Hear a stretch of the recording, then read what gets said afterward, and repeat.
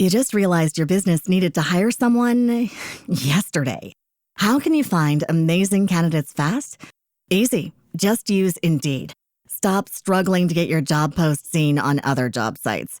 With Indeed sponsored jobs, your post jumps to the top of the page for your relevant candidates, so you can reach the people you want faster. According to Indeed data, sponsored jobs posted directly on Indeed have 45% more applications than non-sponsored jobs. Don't wait any longer. Speed up your hiring right now with Indeed. And listeners of this show will get a $75 sponsored job credit to get your jobs more visibility at Indeed.com/ARTS. Just go to Indeed.com/ARTS right now and support our show by saying you heard about Indeed on this podcast. Terms and conditions apply. Hiring? Indeed is all you need. If you're a facilities manager at a university, you know students rely on the cafeteria for breakfast, lunch, dinner, and the occasional late-night snack. So when a dishwasher breaks down and dirty plates pile up, the mess hall can turn messy in the blink of an eye. Enter Grainger. With over 1 million industrial-grade products and fast delivery, the product you need now is never far away. So you can turn that dishwasher back into a lean, clean washing machine. Call, click Grainger.com, or just stop by. Grainger, for the ones who get it done. Hi, I'm Zach Waters, and welcome to another episode of WTF-STOP Photo Talk, where I chat to photographers about their life and connection to the world through photography.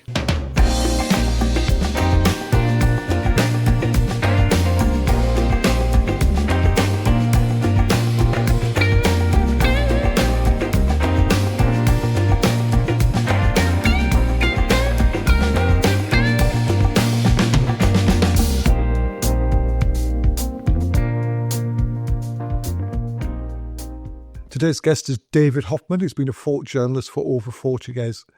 I asked David if we could have a chat, just giving me an excuse to sort of find out what made him tick, what he's doing, what's he about, dig deep with his life a little bit on his journey as a photographer.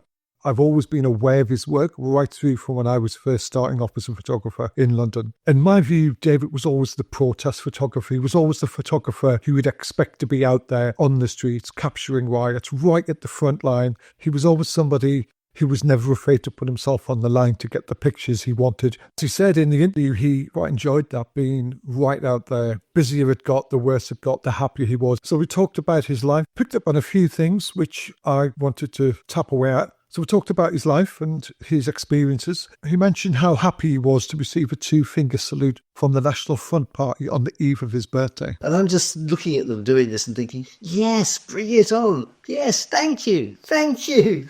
How nice of you. Thank you. More. And we talked about the unlawful arrest back in the day in 1983 of Kieran Moylett, who was arrested on the Stop the City demo. David was there to capture Kieran's arrest. The police had their arm, one copper had his hands around his neck.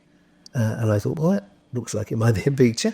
And they were walking towards me. But I knew that if I raised the camera, of course, they would just turn or, drop their hands or something. So I just kind of looked in the other direction and left the camera dangling in my hand until they walked right in front of me. And for those of you who don't know, Kieran Moylett, who was not just a photographer, who was also the singer for Chaos UK. So the Kieran incident was a bit of a complicated one. David talks about how he used the pictures against the police. It's an interesting story. He's also a documentary photographer as well, as you'll find out about his work in the East End and his book projects on the East End of London. I eventually caught up with him. I asked him what he was up to. I'm mainly working on books and sorting the archive, getting pictures organised better. I'm not shooting much anymore because of I've got a little bit of cancer, which kind of slowed me down. So I'm still selling stock. So I'm working with books, mags, TV programmes, bits and pieces. But it's all from the library now, and I'm not making new work. Can you give us any info on the books? Yeah, I've just finished a set of Café Royals, a box set of 6 Café Royals. That's with Craig Atkinson. They're small A5 zines. So I've done a set of 6 of those dealing with different aspects of the East End in the 70s and 80s. That came out at the beginning of this year, and he's releasing further copies as individual books as time goes on. I'm also working with Spitalfields Press, Spitalfields Life Press, on a bigger book. The Café Royals are like 36-page A5 scenes. Yeah. But this is a couple of hundred pages, lots of pictures, quite a bit of text. That hopefully will be out in the summer, but it depends on money raising by the publisher. So we'll have to see how that goes. Is that a general retrospective or is that a focus on East London? Yeah, again, it's the focus on East London in the 80s, 70s, 80s. I think I stopped just short of the 90s. So that's that. The real book I want to do, of course, is the protest book, which has been the bulk of my work. Yeah. But I haven't yet had time to really get that together. I've started really with the Café Royals and the East End book, really to kind of learn how to do book, because I've never done book. I've always really gone for mass publication. Yeah. One picture in newspaper will be seen by about as many people as a picture in 50 different books, 100 different books, 1,000 different books. The readership of books is so small. But at this point, the newspaper and mag industry is really not attractive anymore, which it was my main outlet. Really, it's not that attractive. And it doesn't pay either, which is another reason not to bother with it. Yeah, you've got quite a tear sheet list. Yeah, but they're all little bits and pieces. It's a picture here, 2 pictures there. There's no actual body of work. All my work has really been to illustrate issues and to kind of put things in front of the public. But it's always been with a journalist's help. Not help exactly, but it's been to support work by journalists. So this is the first time I'm actually doing something that I'll try and make my own. That's quite easy with things like the East End, because I've got plenty to say and it's not that contentious and it's easy to research. But with the protest book, it's a lot more difficult because it's very hard to understand what's going on between the state, the people protesting, the issues, society, and I'm not a genius and I'm not really in a position to say, okay, chaps, these are all the pictures I've shot. This is what's going on in the world. I don't know what's going on in the world. So trying to use those pictures in a way that makes some kind of coherent statement is very difficult. Did the Café Royal books teach you something about your archive, about the way you'd work? Well, yes, but they're very easy because they are limited to maybe 20, 30 pictures a time. You can concentrate down and avoid any contradiction very easily like that. And it doesn't need to make a statement. It's just kind of look at this little item, look at this little view of the world. East End book, it needs to kind of fit together better. So issues on homelessness, eviction, drugs, housing, all the social issues, they kind of are easier to arrange in a way that kind of makes sense and the reader can work their way through. You just realized your business needed to hire someone yesterday. How can you find amazing candidates fast? Easy. Just use Indeed. Stop struggling to get your job post seen on other job sites. With Indeed sponsored jobs, your post jumps to the top of the page for your relevant candidates, so you can reach the people you want faster. According to Indeed data, sponsored jobs posted directly on Indeed have 45% more applications than non-sponsored jobs. Don't wait any longer. Speed up your hiring right now with Indeed. And listeners of this show will get a $75 sponsored job credit to get your jobs more visibility at Indeed.com/ARTS. Just go to Indeed.com/ARTS right now and support our show by saying you heard about Indeed on this podcast. Terms and conditions apply. Hiring? Indeed is all you need. You just realized your business needed to hire someone yesterday. How can you find amazing candidates fast? Easy. Just use Indeed. Stop struggling to get your job post seen on other job sites. With Indeed sponsored jobs, your post jumps to the top of the page for your relevant candidates, so you can reach the people you want faster. According to Indeed data, sponsored jobs posted directly on Indeed have 45% more applications than non-sponsored jobs. Don't wait any longer. Speed up your hiring right now with Indeed. And listeners of this show will get a $75 sponsored job credit to get your jobs more visibility at Indeed.com/kidsandfamily. Just go to Indeed.com/kidsandfamily right now and support our show by saying you heard about Indeed on this podcast. Terms and conditions apply. Hiring? Indeed is all you need. The protesting is so much harder because the issues are so different. It's peace, or is it racism, or is it policing, or is it the NHS, poverty?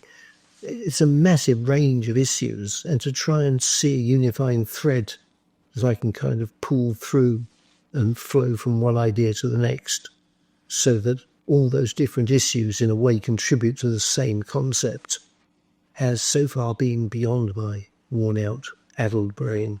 Still a very satisfying feeling seeing your work collectively put together, though, whether it's a book or with Cafe Royal. Is it satisfying to you to see that? Well, it is, but I mean, it's kind of self-satisfying. Whereas really with my career so far, I've not been that interested in satisfying myself. I've been much more interested in putting what I see in front of a million people, or 5-6 million people. A picture in the sun in the 80s will be seen by 5 or 10 million people. You know how many exhibitions and books you have to write to get that sort of an audience? I think you've got to have some satisfaction out of it, though, because you have put a lot of hard work in. You have put yourself right out there with your work, social unrest, with environment, with drugs. Why not be a bit satisfied with all the hard work? And I think, you should celebrate that in a way, and I wouldn't ever feel guilty about it. It's not so much feeling guilty, it's just that, I'm used to feeling guilty, that's no problem. I'm only joking. Yeah, no, but really, it's that I get the satisfaction from feeling that I'm having an effect. Good. You can't get the same level of effect from books and exhibitions as you can from mass media. Yeah. And so really I've been much more satisfied with my, 2-column picture in the Sun, or perhaps even maybe a 4-column picture in the Mail. Though, because they take what I'm saying to people who've never thought about that stuff or who rarely think about that stuff. How much control have you got when you're giving images to the mass media in terms of control of the right representation of the people in the picture? You have more control than it would seem on the surface. I mean, obviously I have no control at all of whether they publish it or not. I can choose which pictures to give them, and that makes it hard for them to publish things I don't like or don't want. But I think you have to accept that it's a battle. That they have their ideas they want to get across. I have my ideas I want to get across, and I'm not going to win every battle. I remember during the Brixton riots, there was a picture of a cop assaulting a young black guy, and the Sun ran it next to a story: 3 young black men raped vicar's daughter, or something like that. It looked like the kind of unconscious visual message that came over was that the police were assaulting this young black guy because he'd raped the vicar's daughter. Yeah. Now, actually, when you look at it carefully, it's clearly 2 different stories, but the way they juxtaposed them took all the social meaning out of my picture and reversed it into a really quite a racist statement. So that was one I lost. There was another time I was photographing some of the local peace women in the 80s. And they came out in the morning and blocked the Whitechapel Road because a cruise missile convoy was coming down it. And they were there with their placards and saying, no cruise and stop cruise and peace and those sort of things. And I was very pleased and proud that they'd told me in advance about this, because it's very feminist time, very strongly feminist period. And they'd invited me to come along and photograph them. So anyway, I came along, I did the pictures, and I rushed them over to the Standard, because it's early in the morning this was, so the Standard would be the first publication coming out. And the Standard ran it with a headline saying something like, CND holding hands with the IRA, which is complete bollocks. I mean, these women had nothing to do with CND. Well, they may or may not be members of the CND, but this event was nothing to do with CND. And they certainly weren't holding hands with the IRA. But the Standard said that a policeman had told them, that they never named this policeman, and I think they made it up, that this policeman had told them that they'd had to take men off watching out for IRA terrorism and guarding the public safety in order to deal with these dozen women sitting in the road. So complete nonsense. But it was a use of my picture that completely reversed the intention. And I was very embarrassed too, because these women had asked me along on the basis that I was going to help. And what had actually been published was a really nasty piece, putting them down. So that was another one I lost. However, there were so many letters complaining to the Standard and so many complaints put into I think it was a press council then, about the misuse of this picture and the untruthfulness of their reporting, that they really changed their attitude and they covered a lot more piece and they apologised for that action, for that edition. And so in the end it was reversed and we did really well out of it and it got some very good publicity and the women were quite happy in the end. But, you win some, you lose some. It's hopefully you win more than you lose. And it's your name which resonates at the end of the day. Whatever is put out there into the world, into national media, it always comes back to the photographer, doesn't it? I don't think many people read the credits. Photographers do, but I don't think many other people do. It was never really about getting my name out. It was really about saying, look at this. Yeah. You've been part of EP UK for a long time. Can you tell everybody about EP UK? Yeah, I was one of the founding members. It was started, I think, end of 99, really 2000 before it got going. And it's an email list, an old-fashioned email list where you get messages from all the other members of the list, and if you reply, it goes to all the other members. So everyone is talking to everyone. And it was set up to discuss business, not technical stuff, not technique, not the joy of photography or wonderful pictures, but simply the business of staying in business. And it's drifted a little away from that, but it's still pretty much that. David Gordon, who else? Jeremy Nichol, Brian Harris was part of the original set, Graham Trott, Martin Jenkinson, I think, was there at the beginning. Anyway, the composition has changed a bit since then.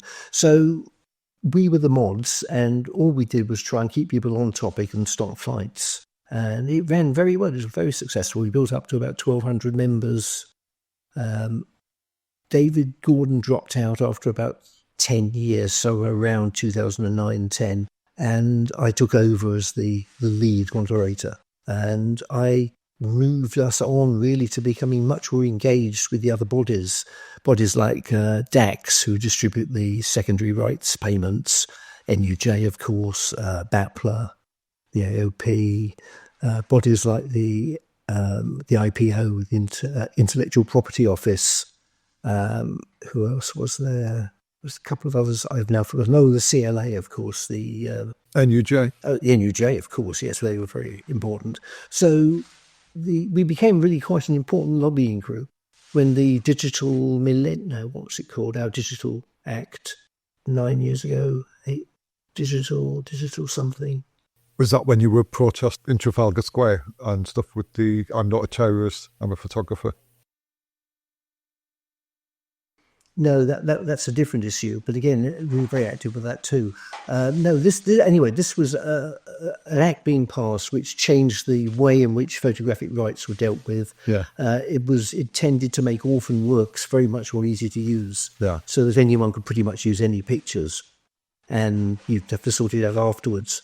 And we lobbied very intensely on that, made a big fuss, and we had those clauses stripped out of the act. Yeah. So that was a big success. I mean, we actually changed the Act of Parliament in a serious way.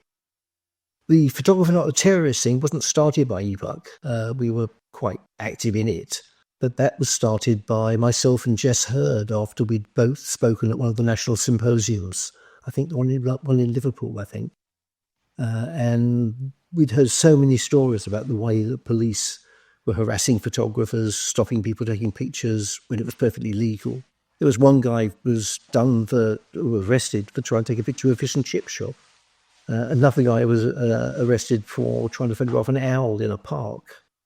And the cops were just being ridiculous. They were using Section 44. For those of you who don't know, EPUK is an acronym for Editorial Photographers United Kingdom and Ireland. David, some of the names I have around that EPUK is Tony Sleep, Graham Trott, Lottie Davis, yes. Tim Gander, Martin Cameron, Annette Price. Oh, Annette is no longer one of the moderators. Lottie joined about 4 or 5 years ago. Graham was one of the originals. You say you're working on the archive for the books. Are you taking care of it for sales? What are you doing with it? Pretty much everything important is now scanned.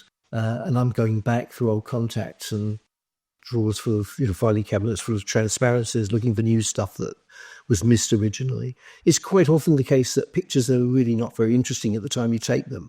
Give them 10, 20, 30 years, and they kind of grow into a new meaning. They mature like wine. So going back through old stuff, I often find pictures that I think, wow, this is really good, I'll have that, and scan it. So, essentially I've got everything scanned. My website brings in a fair bit of trade.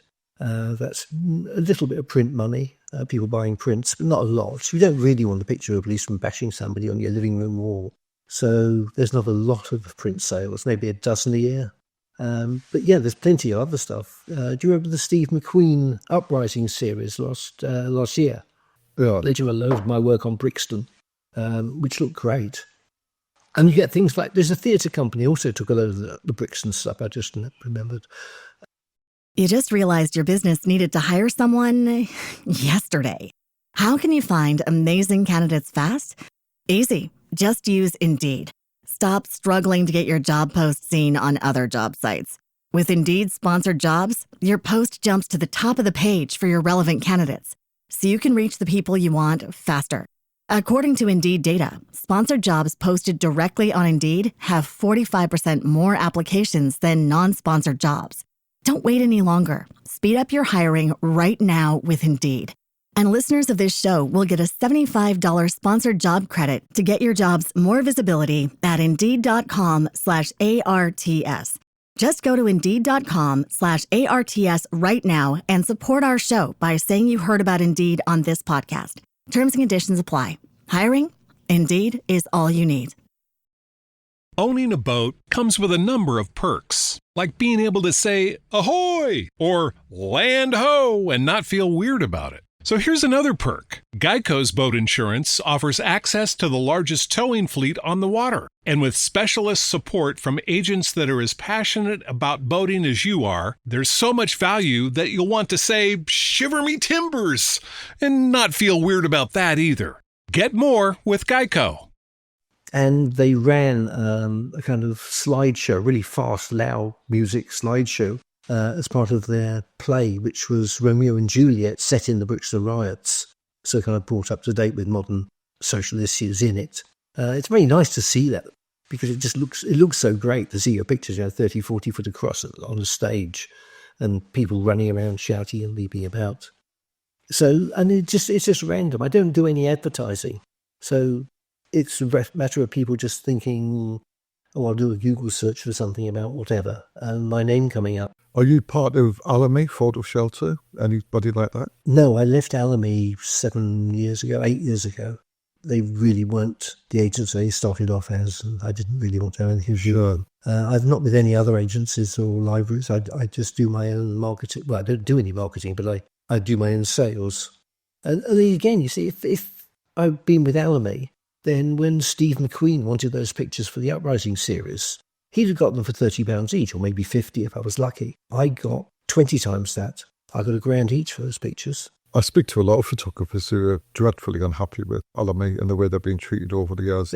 The agency business is about selling lots of stuff in competition with the other agencies. And that means they have to keep dropping their prices or they just get undercut by Shutterstock or whoever.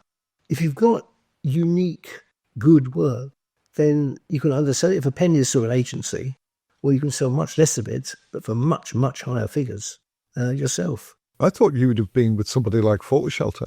You're independent and it's an accessible system to sort of buy your archive directly from you. Well, Photo Shelter is just a platform. It doesn't do anything. It just lets you put work up there. I was using them as my website until about 4 years ago. SEO is really poor and it's pretty invisible to Google. I think it's a bit better now, but at the time, certainly it was very invisible. And so I moved over to Photodeck, which is where my website is now. But these are just platforms. I mean, you can just move your pictures across. I know Homer Sykes got a lot of his archive on there. I know he goes to Alamy and such, but I was briefly on it when it first came in. And it was good for client work. I think clients to buy individual images I just shot at their function or whatever. Yes. I always thought it was a good platform there for selling your archive. If you're marketing it positively yourself, it's a very good place to send your clients. Yeah. Except that the clients can make annotations on your galleries. So they can say, I'd like this one, but you have a portrait version or whatever. Yeah. But you can't download those comments. Right. It's a big hole in the system. So the only thing you can do is actually open the page and write them down yourself. Right. It's just bloody crazy. Anyway, it was the SEO that really peed me off about Photo Shelter. It just wasn't visible. I was getting very few inquiries. But when I moved to Photodeck, it really jumped up a notch. So I'm getting, 2 or 3 a month. Good ones. I mean, I get loads of other stuff. Yeah. But 2 or 3 a month would make sense. I was getting 2 or 3 a year maybe from Photo Shelter. Take me back to where it all began. I want to know that young David Hoffman coming through and finding his calling? It was much more gradual, really. There was no light bulb moment. I mean, when I was 8, a friend of my father's gave me a little folding Kodak camera, and I took pictures of my friends and swans in the park, and my mum. But it was only a hobby. And, I joined the school photographic club, and I had I used do you remember Accutol? The little Accutol calculator you use for working out developing times. So we learnt the basics that way. It was nothing more than that. Just took pictures occasionally as a bit of a hobby. Then I left school. I had a really hard time at school. I hated it. It was a really authoritarian, nasty grammar school. Very, very much. Where was this? Kingston, Tiffin School in Kingston. The teachers were mostly war damaged blokes who were just trying to make a living for themselves. But it was a horrible place. It was just so authoritarian. You couldn't walk on this path. You couldn't walk on that path. You had to do this that way. And there was this kind of feeling of they were churning out proper Englishmen ready to take their place in the colonies and be Englishmen. It didn't suit me at all. So I annoyed them, they annoyed me, and I got slung out in the beginning of the lower 6th and went to a local tech, which was much better. I got A-levels there and had a good time. One of the things that happened at tech was that we had a rag week, my last term there, and we were all very relaxed because we all got our A-levels and we were all feeling pretty full of ourselves. And in this rag week stunt, there were a number of young women, fellow students, who chained themselves to the railings outside the Houses of Parliament in some meaningless protest or other, just as a stunt. I think it was take women's votes away. We don't want them. We don't like your system. We don't want to be contaminated by this stupid bloody system. Something like that. Anyway, I photographed one of the women getting arrested with my dad's little Bloomberger camera. They all got carted off. And a journalist from, I think it was the News Chronicle, saw that I had the camera and I was there and asked me if I got any pictures. And I said yes. And he said, can I have the film? And we'll pay you and we'll send you the film back and everything. So I gave him the film. I was, 17 then, I think? No. And he went off and I went down to the police station to see what happened to these girls because they're all friends of mine. And of course I got arrested too. So we all got banged up and the next morning we were in court and we all got bound over, conditional discharge, £2 fine or something, and the student union paid it. But that was age 17. I turned out I had a picture published in the News Chronicle. I got the film back. I got 3 guineas payment. I got an arrest, a criminal record. You were set up. My protest, I set up my protest photo. Yeah, my protest photo in a national paper. So my career was off to a great start. Got a bit of experience in everything and went, this is for me. I did. Well, no, I had no idea that this was actually the way I was going to go. So that was the end of it as far as I was concerned. So I went off to university and did all the usual things up there. And I was still taking pictures. I took pictures at university for the university newspaper. It was still a hobby, but I was getting a bit better at it.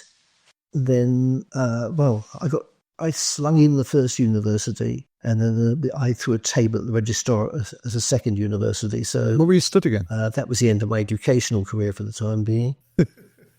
Chemistry. It was hopeless. I hated it. I mean, it's a long, complicated story, and I tried to change to a different course. I tried to change to sociology, and sociology said, yes, please, we'll have you. We're very welcome. But chemistry refused to release me, and that led to a bit of an argument, which is when I threw a table at the registrar, and that was the end of my career at York University.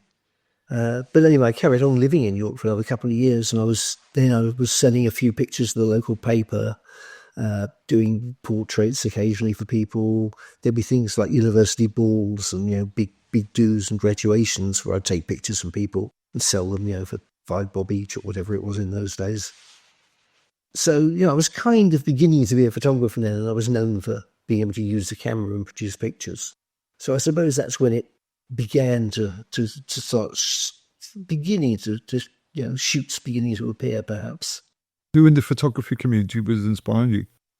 Cartier-Bresson was the first. I mean, it's a very cliched thing to say, but he was the first photographer whose work I really noticed. It was the way his pictures just held together. The symmetry, the way he used the frame. I don't know, they were made pictures. They weren't just what happened to come out on the camera when you pointed it at something, but they were constructed in a way. And I found that very inspiring.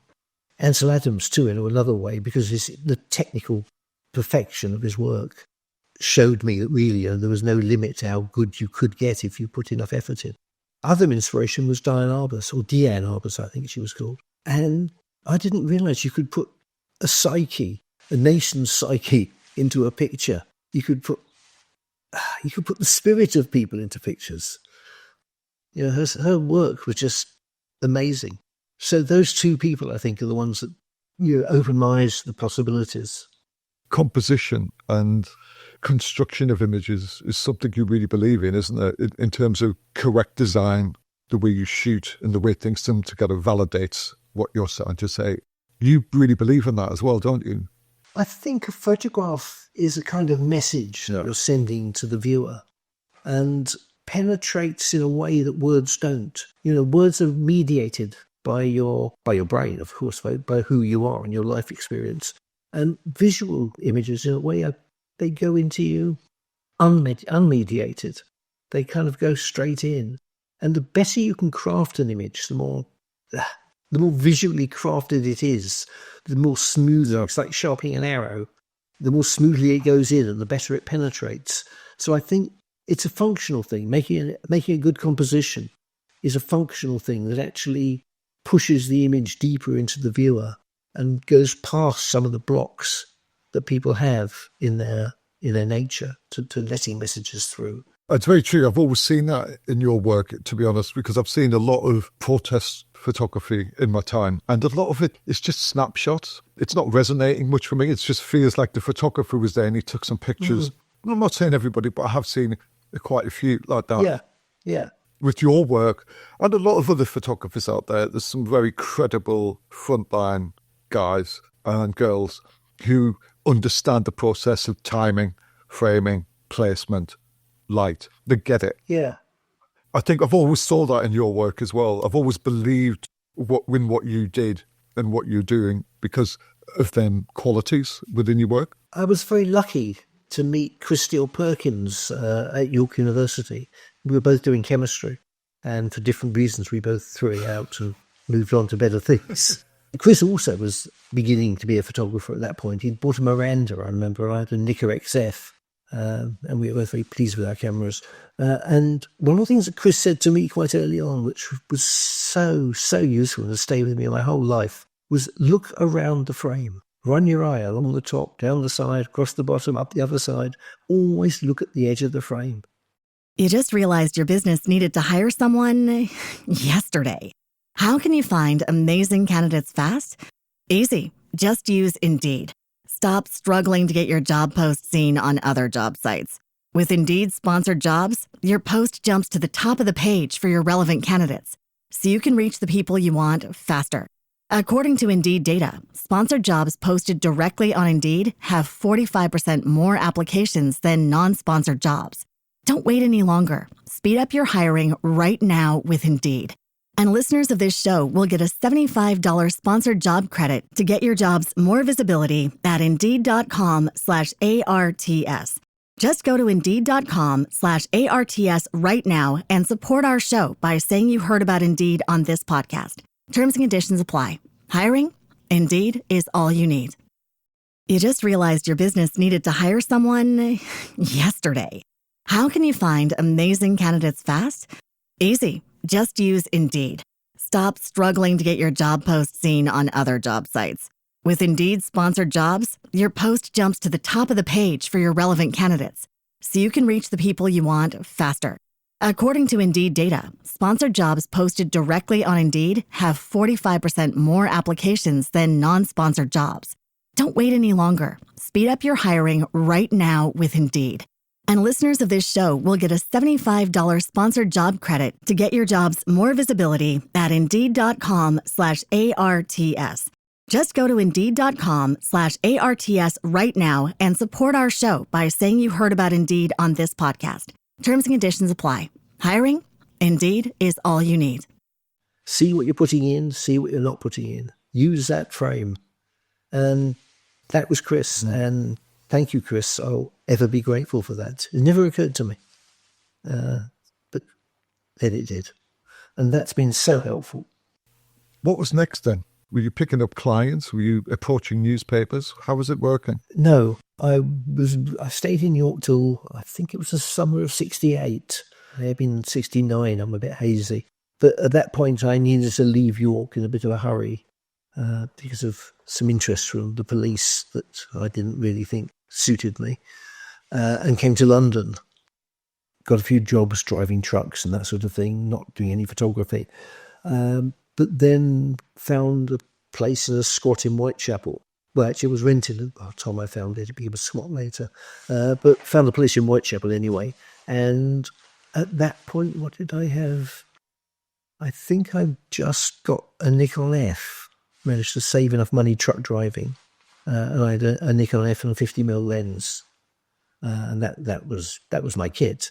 Very simple. Makes it easy. 50mm is such a good lens to work on and learn from as well. Well, it is a bit, but the 35 was really the lens I ended up loving more than anything else. That was right. Although now I'm not shooting that much, but really I've been using much wider lenses on the Protest. Yeah. The equivalent of 18 mostly. Well, I'll go into that. That's something I want to get into a little bit later. Yeah, okay. So at that point I was living in among squatters in a very rundown place in Whitechapel, in a very rundown area of London. And that's when I started taking more pictures because I just wanted to show the world that, there is this life going on that you'd never see. It's never in the papers, never on the television. People don't talk about it. It's these people are really suffering. There are people, sleeping on the streets, which I hadn't seen. I mean, now it's very common, but then it was really quite amazing.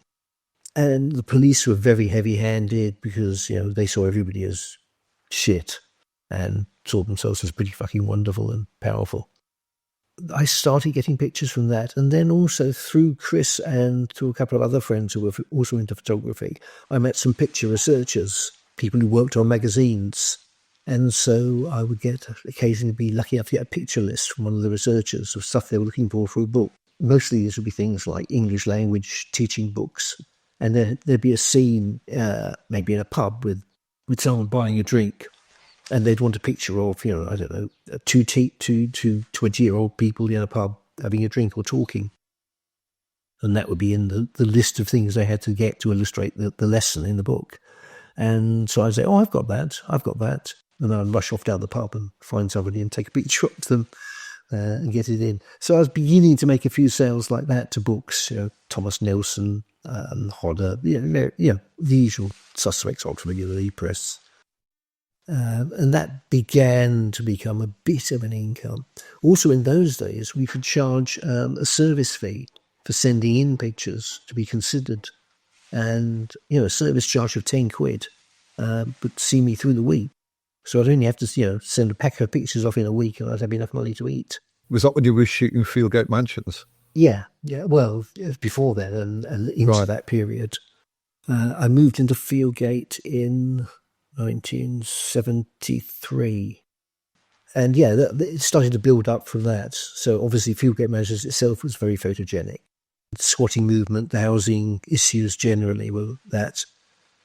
I also I got commissions from solicitors to photograph, the damp in one of their clients' houses or the windows broken in a racist attack or the injuries that somebody had received in a racist attack. So those sort of issues became, sort of a kind of very thin bread and margarine living.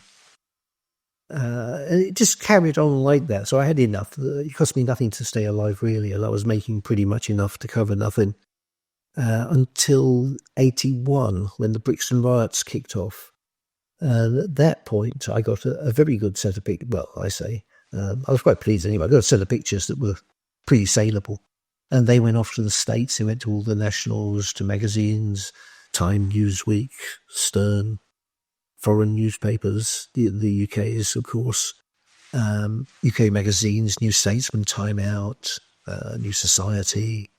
All of those mags started to see them because once they're in a national paper, then all the people who work on those other magazines and TV programs see them too.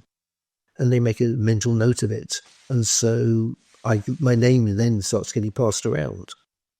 And of course, the more you sell, the more people see them. And the more people see them, the more they come to me to get the pictures. And so that was what really started me making enough living to think of myself as actually a professional rather than somebody who made enough to stay alive on. You saying you were jobbing it through the 70s. Was the Bricks and Whites a turning point for you? It was certainly a turning point financially. It was a turning point in the sense of then having enough income to be really getting busy as a photographer. I could shoot pretty much anything and expect to maybe make a sale from it. Me up a notch in terms of productivity. And of course, the more productive you are, the more you learn, the better you get. The Bricks and Whites was quite a significant riot, wasn't it? I mean, it was all over the place. Oh, I'd never seen anything like it. I'd never seen policemen running away before. No, I was amazed. It was very scary.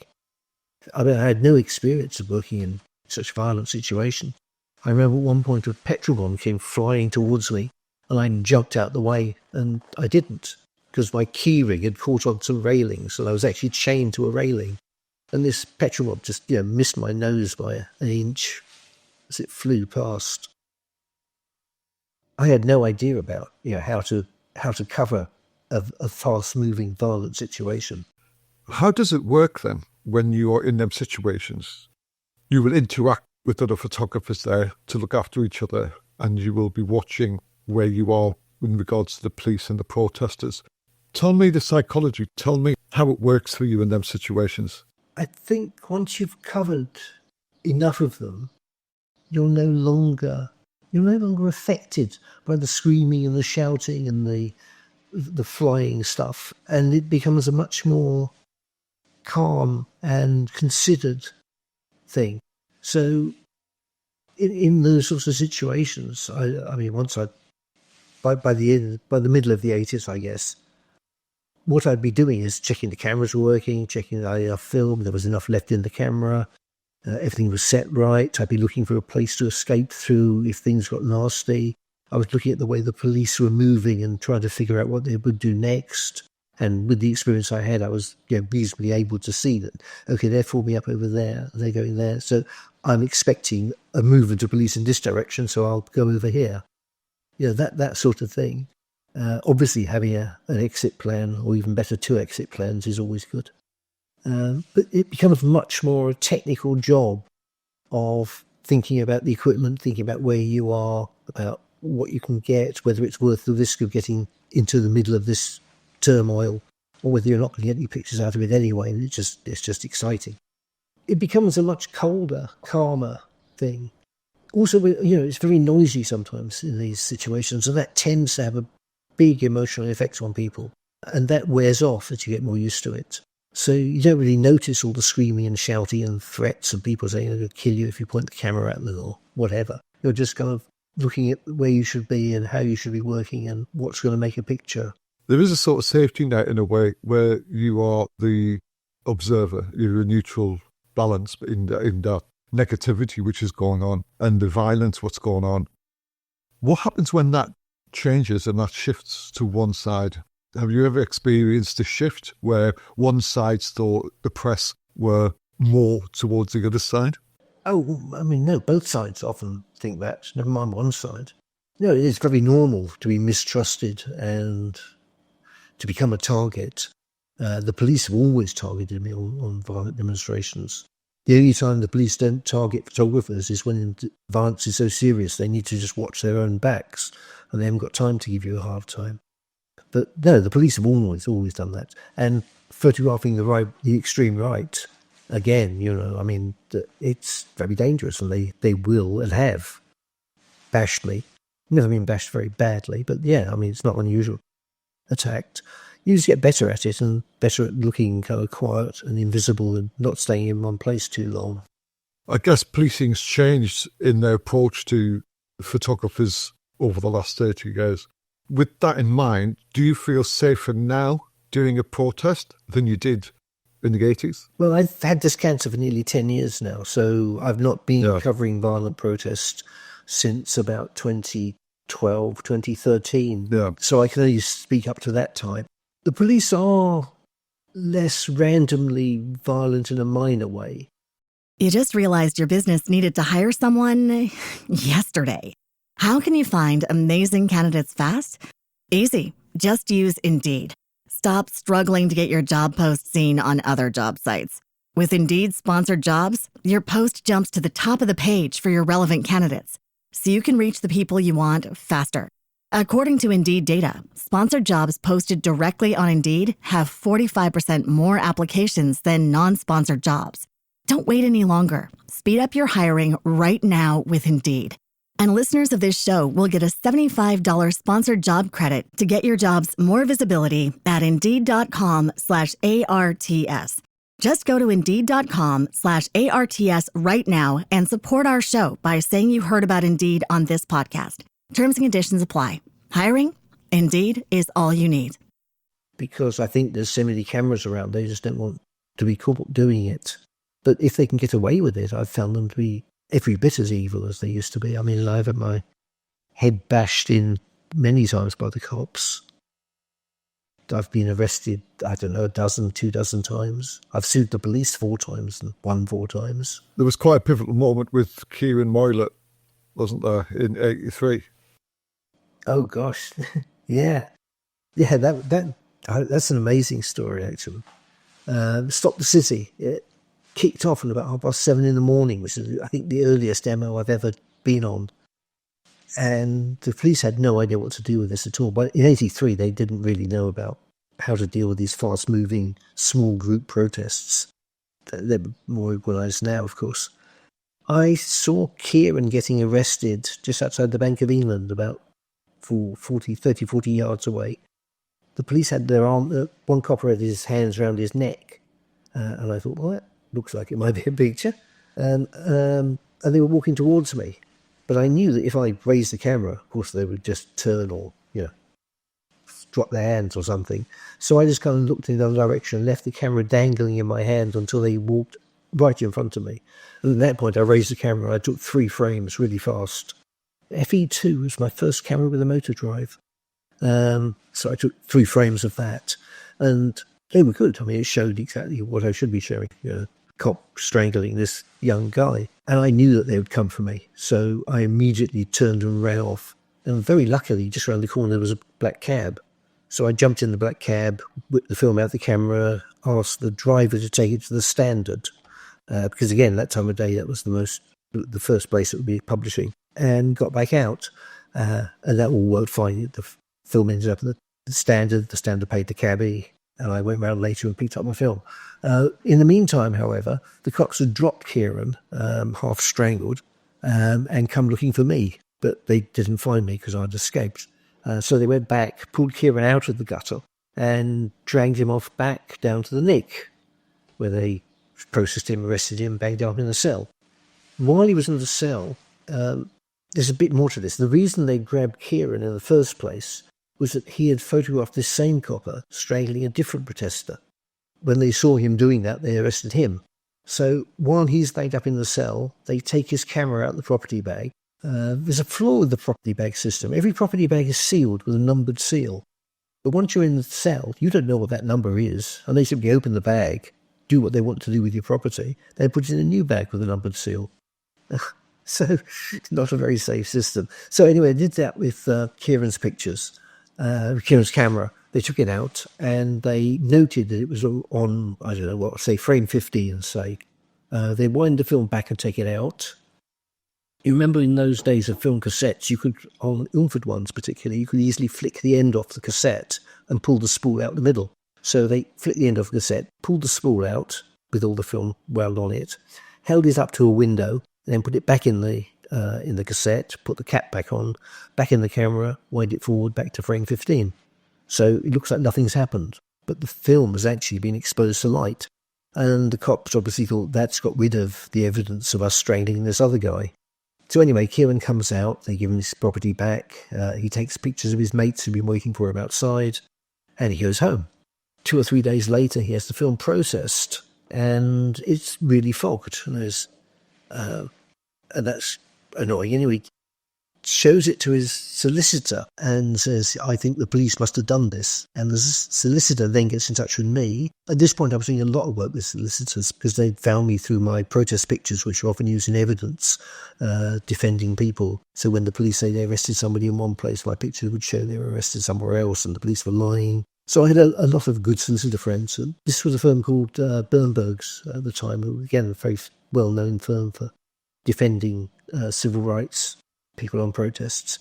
And when I looked at the film, the fogging on the outside layer, if you imagine it wound round on its cassette at the moment, the outside layer was completely fogged. The next layer was completely fogged. The next layer in was more or less fogged, but one side more than the other, because it was one side being facing the window. And as the light penetrates through the film to inner layers, it gets weaker and weaker. So by about the fifth or sixth roll in, the half the film, the half that you're facing away from the window, wasn't fogged at all. And the bit facing the window wasn't that badly fogged, you couldn't see what was going on. So from that, I managed to rescue the picture that Kieran had taken of this copper straining the other guy. It was very blurry and he was really small in the frame, but it was enough to show that that was what was going on. So that undid their attempt to remove the evidence. But then I looked more carefully at the film. And when a film runs through a camera, as it passes over the guide rails under the pressure plate, it gets tiny scratches.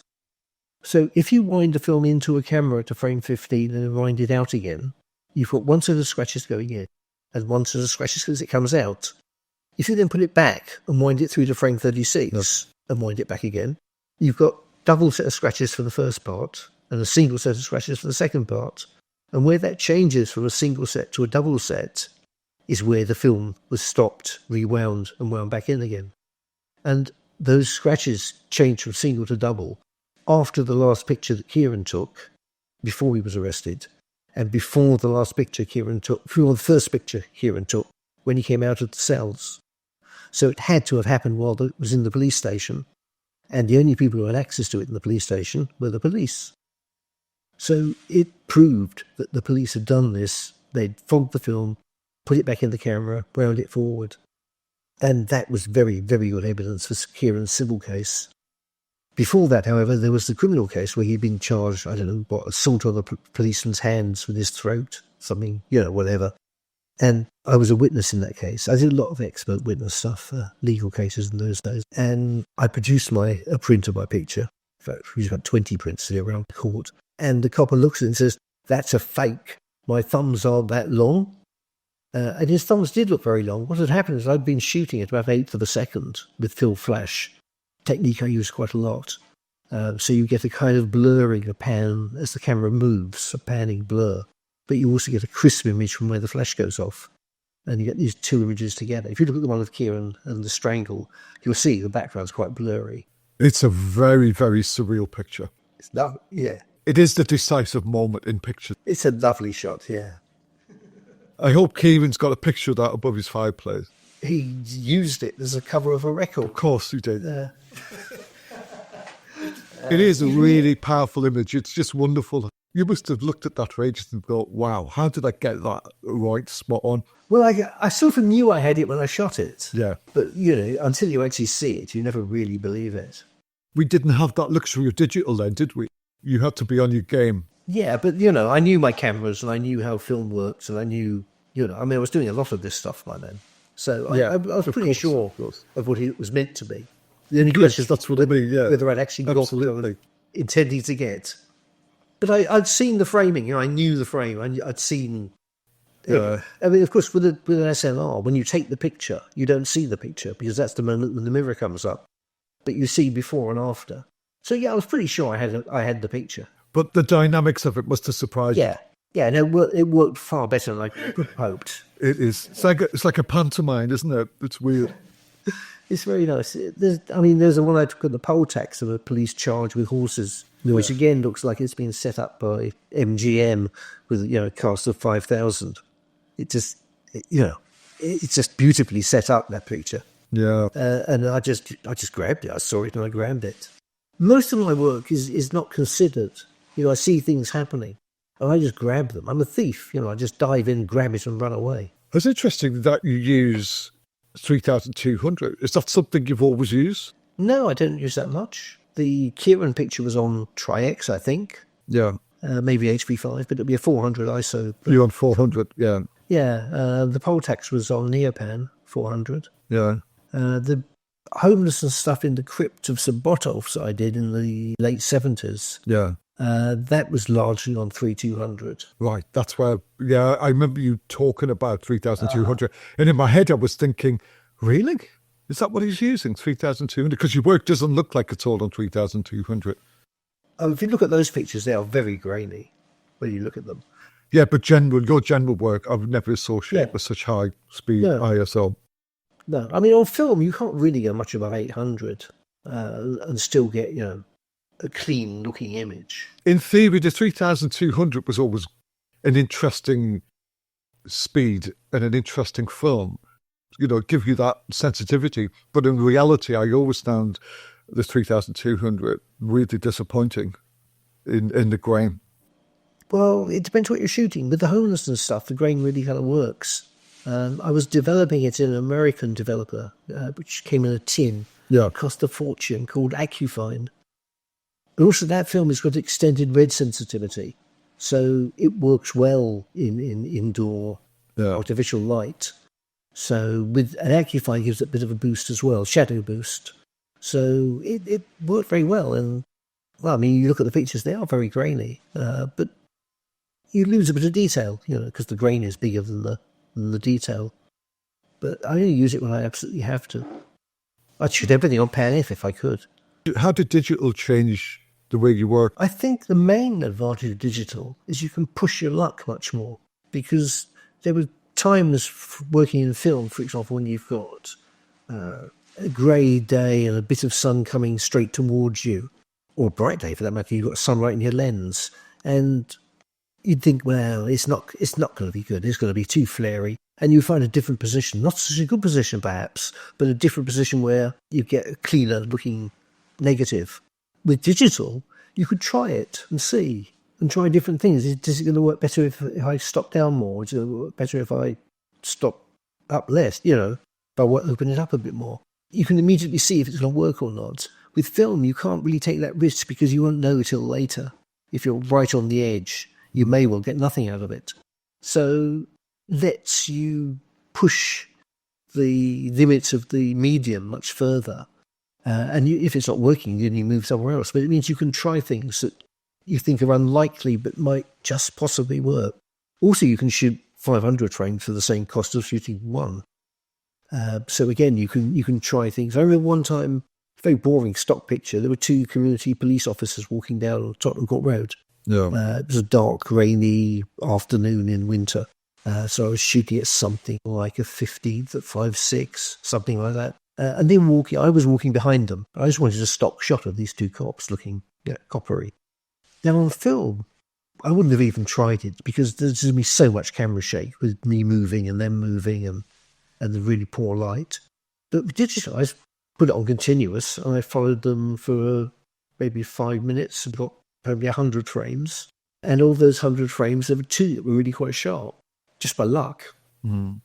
No, you couldn't possibly do that on film. What was your go-to film camera? My favourite film camera was the F3. I think the F3 was the best camera Nikon ever made.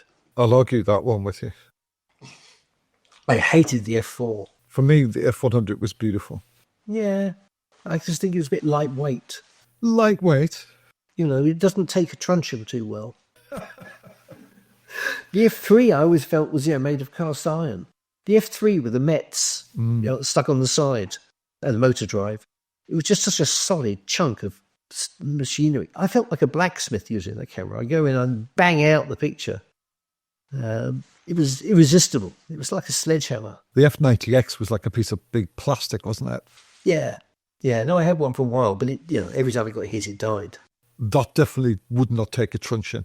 When you moved to digital, what did you move into then? You are a Nikon man, aren't you? Yeah. I got a Canon PowerShot just to try it out in the late 90s to see if digital really had a future. Decided it didn't. But then cameras got a bit better, and I got a D70, which was just about good enough to take pictures and make money out of them.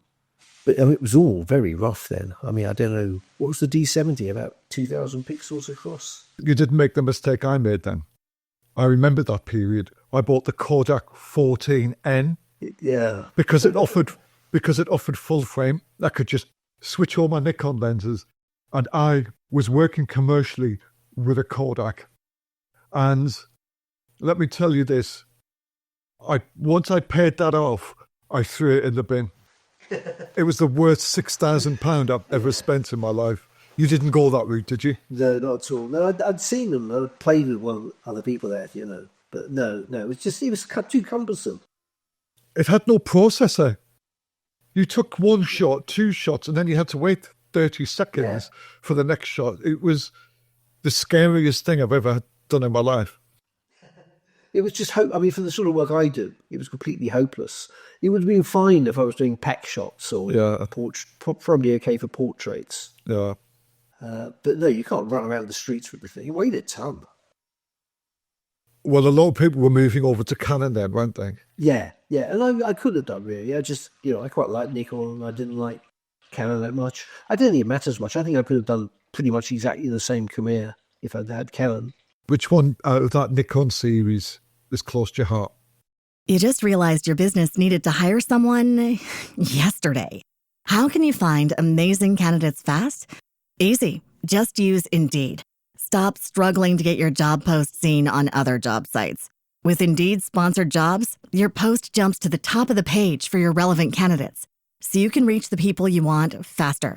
According to Indeed data, sponsored jobs posted directly on Indeed have 45% more applications than non-sponsored jobs. Don't wait any longer. Speed up your hiring right now with Indeed. And listeners of this show will get a $75 sponsored job credit to get your jobs more visibility at Indeed.com/ARTS. Just go to Indeed.com/ARTS right now and support our show by saying you heard about Indeed on this podcast. Terms and conditions apply. Hiring? Indeed is all you need. You just realized your business needed to hire someone yesterday. How can you find amazing candidates fast? Easy. Just use Indeed. Stop struggling to get your job post seen on other job sites. With Indeed sponsored jobs, your post jumps to the top of the page for your relevant candidates, so you can reach the people you want faster. According to Indeed data, sponsored jobs posted directly on Indeed have 45% more applications than non-sponsored jobs. Don't wait any longer. Speed up your hiring right now with Indeed. And listeners of this show will get a $75 sponsored job credit to get your jobs more visibility at Indeed.com/ARTS. Just go to Indeed.com/ARTS right now and support our show by saying you heard about Indeed on this podcast. Terms and conditions apply. Hiring? Indeed is all you need. None of them really. They're just tools. I'm using D500s at the moment. I've never bought the big ones, D3, D4. Oh, D3. Oh, so I've still got my D3 and absolutely workhorse. It's wonderful. Yeah, they are good, but they're big and heavy. And for use in a demo, they're unnecessarily big and heavy. Yeah. And I'd rather be able to move fast than have a bigger file. So what do I have? I have a D70, a D200, D300, and now D500s. And they're fine, they're good. They seem to always work.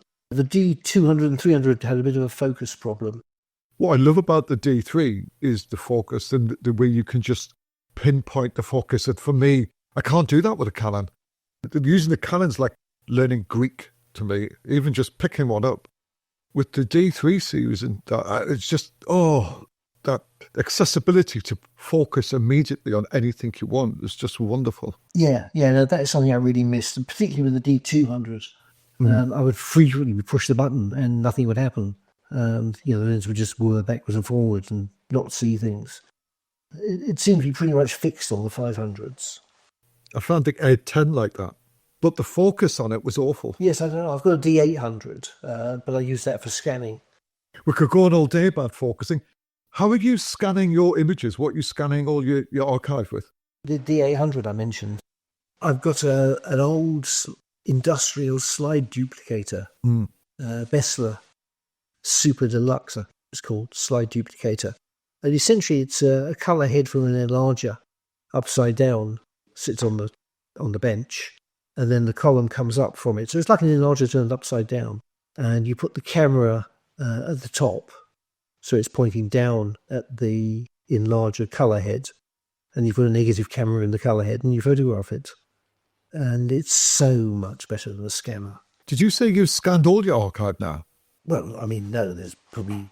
that I've scanned all the stuff that, I kind of remember and know. Yeah. Occasionally I come across something that I haven't scanned that in the picture I know of and remember, and there isn't one done. But no, I've done pretty much everything that you've seen in the print days. Yeah. Now I set up the scanning system every couple of months, run maybe a couple of hundred through that I've discovered or want to do better. Because, when I first started scanning, it was on a Polaroid scanner that just enlightened me. And, some of my... Because I started off scanning my favourite pictures. Yeah. And so in many ways, my very best pictures are the very worst scans, because they were done when I was just beginning to learn to scan. Yeah. So I often, I'll quite often find a picture that the person who wants it for a print, or they want it for an exhibition or for a large DPS or something. And so I'll make a new scan because the one I've got really isn't good enough. Using a camera as your basic scanning tool rather than a scanner means two things. One, it's much faster. It takes 120th of a second to do a scan instead of 2 or 3 minutes perhaps waiting for the thing to go whir, whir, whir, whir.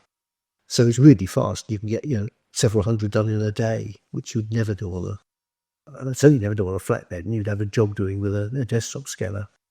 The other thing is that with a scanner, you've got a light moving across the film, and where the film is dense, not much light gets through.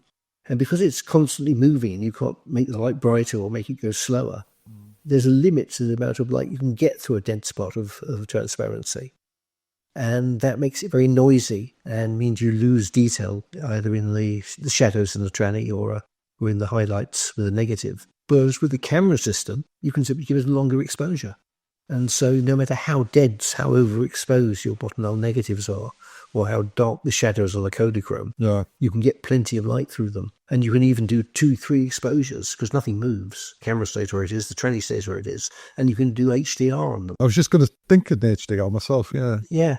So, particularly with colour trannies where you've got almost nothing in the highlights and you've got almost nothing in the shadows, you can do 2 exposures usually enough. And you can really get everything that's there out of them. There's negs I've got and trannies I've got that never made good prints, that I never was able to really use well. But once I've scanned them on the camera system, they're beautiful. It's an interesting concept. And you're not the only photographer I spoke to who's using that system either. It seems to be a thing at the minute. Maybe I need to look into this myself because I've got the old Cool Scan, whatever it is, I can't remember it. It's aging, like me. It's a 35 bill Cool Scan. Yeah, I couldn't afford the big one. They're worth money these days. You'd get $1,000 for it with that. Yeah. Have you got the SA21 that you can put? The film feeder. And have you got the SF210? I have the 4000. Yeah. Well, that's pretty much the system I've got. Yeah. You could probably get enough with that to set yourself up, to build yourself a pretty good camera system. What, sell it? Yeah, there's a real collector's market. There's some real enthusiasts market for it. Oh, we'll need to talk later, David. Yeah. Well, look on eBay and places and just see the prices they're going for. Those the 210s feeders are going for like 800 quid, 1,000 quid. Do you know, I think we've got a discussion offline at some point. There's a group on Facebook called something like Nikon Cool Scan Freaks. Cool Scan Lovers Association. Yeah, something like that. If you put Cool Scan anyway on Facebook, there's a group there that's really quite good. Do you know what? I love making money on a Saturday. I'll check that one. One of my favourite images of yours, well, I've got 2 actually. In fact, I've got a few, but I'll give you 2. They both go back to confrontation and violence. One is in colour, one is in black and white. The first one is the National Front Margate 2-finger salute. Tell me about that shot. It was the day before my birthday. It was the best present I got that year. What I really like about it so much is They think they're actually insulting me and, doing something that I'm going to be upset about. Yeah. And I'm just looking at them doing this and thinking, yes, bring it on. Yes, thank you. Thank you. How nice of you. Thank you. More. It was just a National Front demo. The thing is, I've been covering the extreme right since the late 70s, early 80s, something like that. And so I'm pretty well known to them, which is both an advantage and a disadvantage. It means, of course, as soon as I turn up, they all dodge out my way, cover their faces and try to hit me. Worse than hit me, actually. But it also means that when they do react to me, they react much more strongly and angrily than they do up to other photographers. I don't suppose they know you. If you've been there with that same couple, I doubt whether they'd have given you that good picture. It's because they know me and hate me that actually I get better pictures from them. Yeah. It's quite sweet. You get sort of people, when you do stuff like that, like ringing you up and saying, hey, you got my picture of me giving you a finger. It was in the Independent. Can I buy a copy of you? Very, very rare. I mean, from the extreme right, I've had almost no feedback whatsoever. Yeah. I mean, I know they've seen some of the pictures because I've seen them stolen, but they don't get in touch with them. They probably steal your image and put it on their Christmas cards, don't they?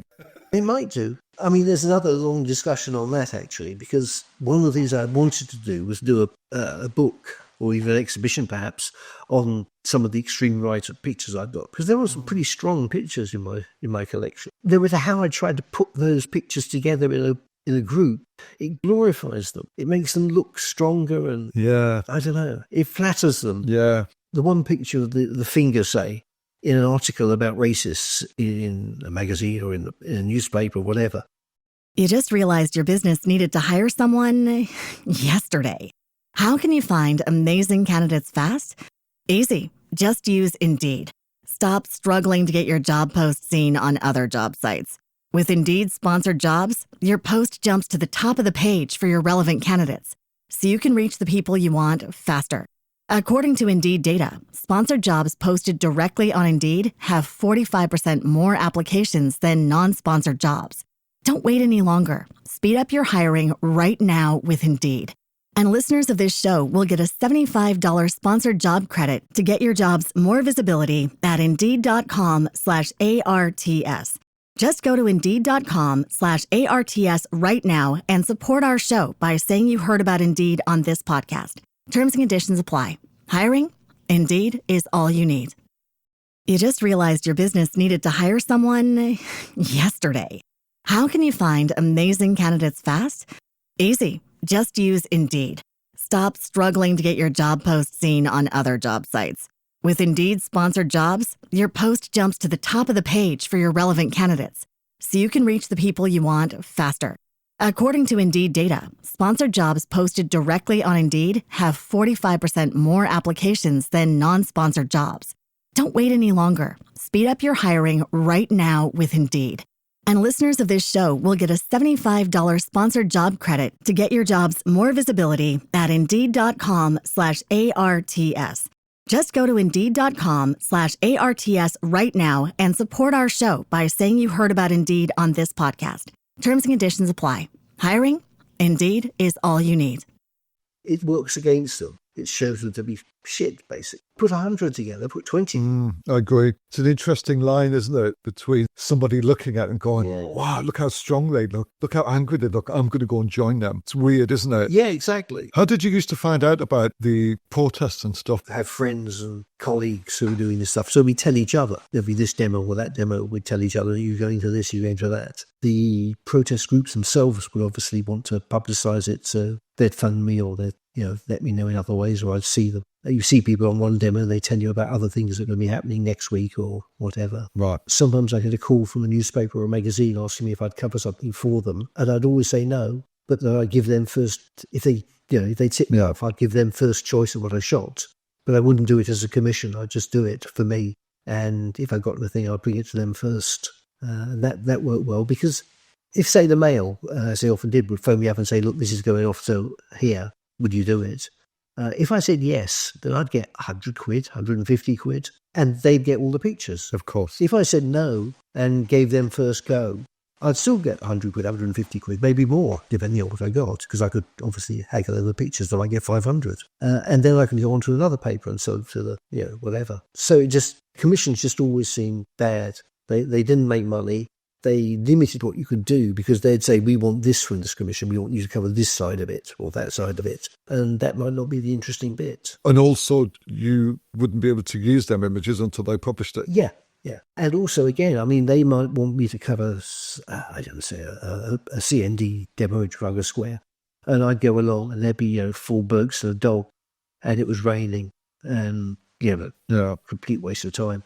If I've said I'll do it for them, I've got to stay the whole afternoon and work my balls off to get something interesting out of that. Yeah. If I'm just doing it for me, then I can look at it and think, well, actually, there's really nothing for me here. I can go off and meet some girl and have a drink, which is much more productive. Who inspires you now, photography-wise? Gosh, I'm not sure. Not sure I can answer that. Who has been influential in your life as a photographer? Dozens and dozens. I mean, I mentioned Arbus, I mentioned Cartier-Bresson.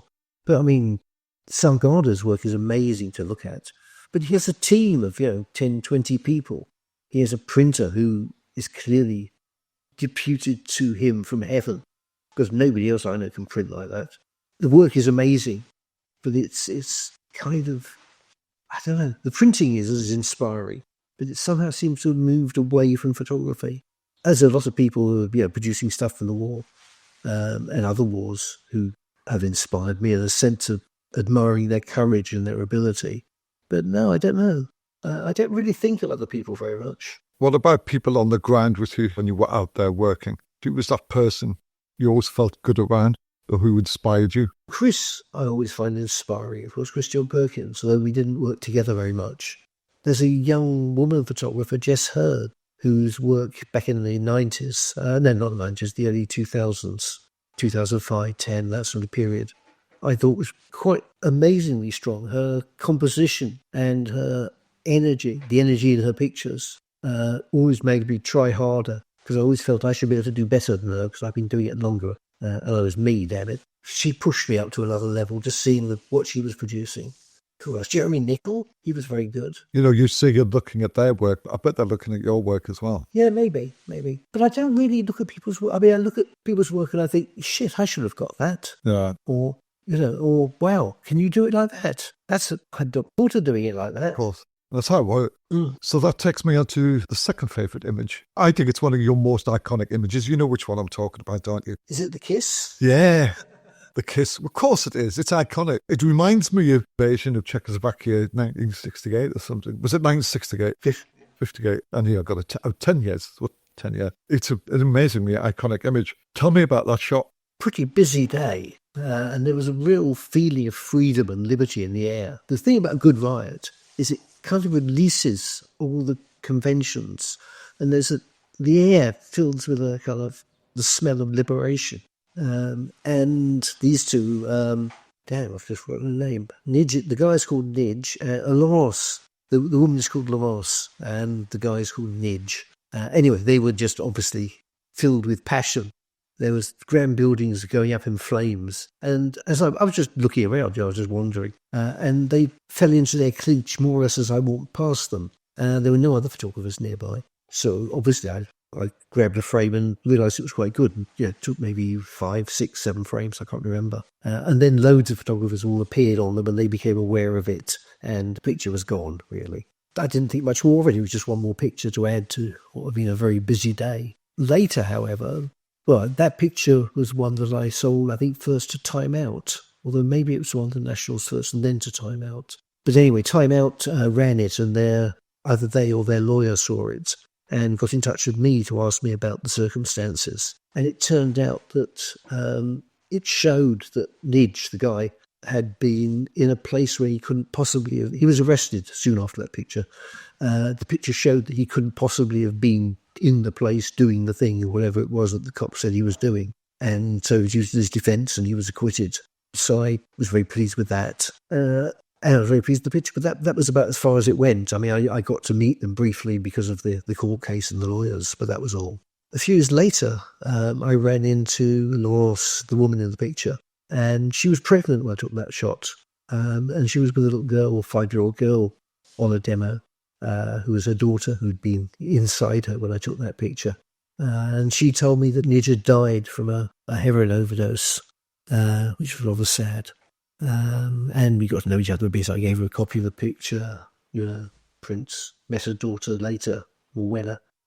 It must have been a beautiful picture for them, though, to remember that time together. Her daughter asked me for a copy a few years ago, which I was gave her. Yeah. It's very emotive, isn't it? But I think a better picture is one of the police charge with the horses. Yeah. What did you shoot that on? That was very wide, wasn't it? Probably a 24. Yeah. Maybe a 20. Not sure which. But yeah, because of course with film you don't get any data. I would have had a 24 and a 20 on, so it was one of them. It is an amazing picture, that. It is in your face.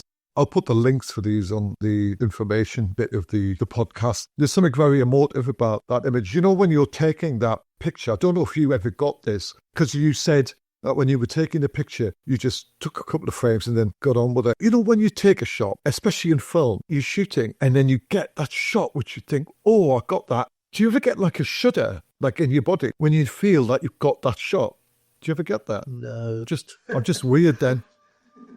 I'm just weird. No, I mean, I feel, nice one, that sort of thing. Like when you get a double top in darts or something, you think, good. But I knew with the Kieran Mollett shot that I'd got something good. I knew with the Poltax horse charge, I think I shot 4 frames on that. And it was over, it was gone. It just kind of unrolled in front of me like somebody had just unrolled a canvas. Yeah. I knew that was going to be a nice picture. If I didn't fuck it up in developing, if it had worked, if the camera wasn't buggered, if, the shutter was working like it ought to, all of that. But yeah, I knew I'd got a good crack at it. But with the Kiss picture, I didn't really think it was anything that special. It was a nice picture. But it was only later looking at it and seeing the flames and their pose, the way they were clinched, that, it grew bigger than I'd seen it through the viewfinder. So with the right one, you didn't get a goosebump feeling? I don't ever get a goosebump feeling from photographs, I don't think. A shudder then? No, I don't. I mean, I get shudders and goosebumps from narrow escaping. It's just like a vibe which runs through your body when you go, oh, wow, I got that picture. Because I used to get mine on about the 13th frame of every roll. What was your frame number where you're going, whoa, normally that happens for me? I mean, the only frame number I'm thinking about really is about 27, 28, thinking I ought to pull this out and put another one in. Wow. It just must be weird then. Because if I wasn't getting a shudder after the 13th frame when I'm looking at something, I knew it was a dead roll.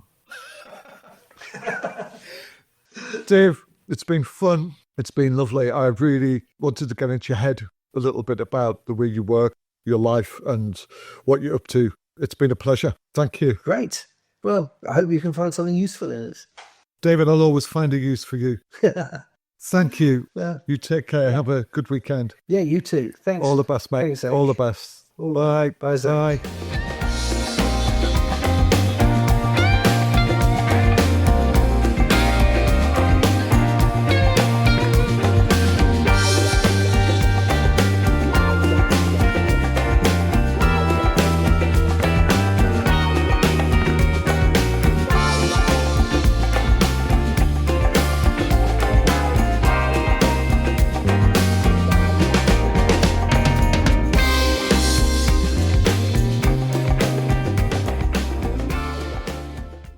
You just realized your business needed to hire someone yesterday. How can you find amazing candidates fast? Easy. Just use Indeed. Stop struggling to get your job post seen on other job sites. With Indeed sponsored jobs, your post jumps to the top of the page for your relevant candidates, so you can reach the people you want faster. According to Indeed data, sponsored jobs posted directly on Indeed have 45% more applications than non-sponsored jobs. Don't wait any longer. Speed up your hiring right now with Indeed. And listeners of this show will get a $75 sponsored job credit to get your jobs more visibility at Indeed.com/ARTS. Just go to Indeed.com/ARTS right now and support our show by saying you heard about Indeed on this podcast. Terms and conditions apply. Hiring? Indeed is all you need. You just realized your business needed to hire someone yesterday. How can you find amazing candidates fast? Easy. Just use Indeed. Stop struggling to get your job post seen on other job sites. With Indeed sponsored jobs, your post jumps to the top of the page for your relevant candidates, so you can reach the people you want faster. According to Indeed data, sponsored jobs posted directly on Indeed have 45% more applications than non-sponsored jobs. Don't wait any longer. Speed up your hiring right now with Indeed. And listeners of this show will get a $75 sponsored job credit to get your jobs more visibility at Indeed.com/ARTS. Just go to Indeed.com/ARTS right now and support our show by saying you heard about Indeed on this podcast. Terms and conditions apply. Hiring? Indeed is all you need.